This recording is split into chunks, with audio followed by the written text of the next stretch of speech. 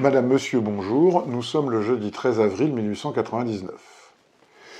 Nous nous excusons de dépasser encore aujourd'hui le temps qui nous est imparti, mais la déposition du général Gons ayant été publiée, nous allons vous en relater des extraits.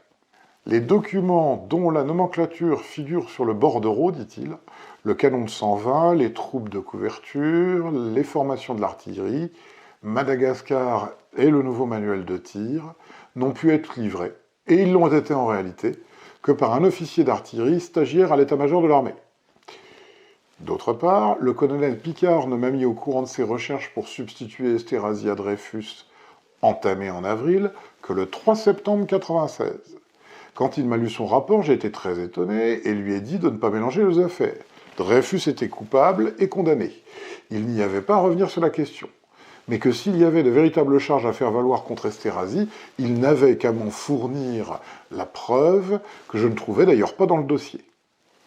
Ayant trouvé bizarre qu'un chef de service sous mes ordres fût resté 5 mois à ne rien dire d'une affaire aussi grave, je fus pris de certains soupçons sur la manière de faire du lieutenant-colonel Picard. Tout ce qu'il affirme nous avoir dit, au général Billot et à moi, en particulier que la pièce « Le Fou Henri » faisait partie d'une machination pour faire échouer les recherches qu'il avait entreprises, et que malgré ces observations, on avait voulu tenir cette pièce pour vraie, autant de mots, autant d'erreurs. Nous soumettons maintenant à votre appréciation une série de questions-réponses. Suivez les dates. À quelle date avez-vous appris l'existence de la pièce désignée sous le nom de Fou Henri? Le 2 novembre 96. Par qui cette pièce vous a-t-elle remise?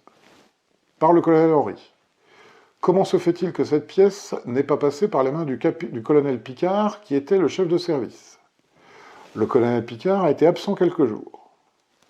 Cette pièce lui a-t-elle été montrée à son retour? Non. À son retour, son ordre de mission d'inspection aux frontières était signé depuis un jour ou deux. Il n'y avait plus lieu de lui communiquer les affaires nouvelles. À quelle date l'ordre d'envoi en mission lui a-t-il été notifié?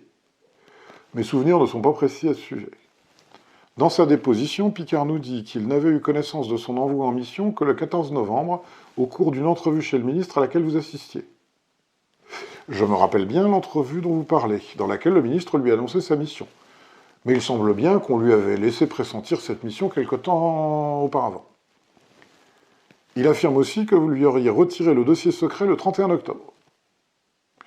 Le colonel Henri m'a informé dans les environs du 14 novembre que son chef de service ne s'occupait exclusivement que de l'affaire Dreyfus-Esterhazy et m'a conseillé de reprendre le dossier que Picard laissait d'ailleurs traîner sur son bureau au risque d'indiscrétion.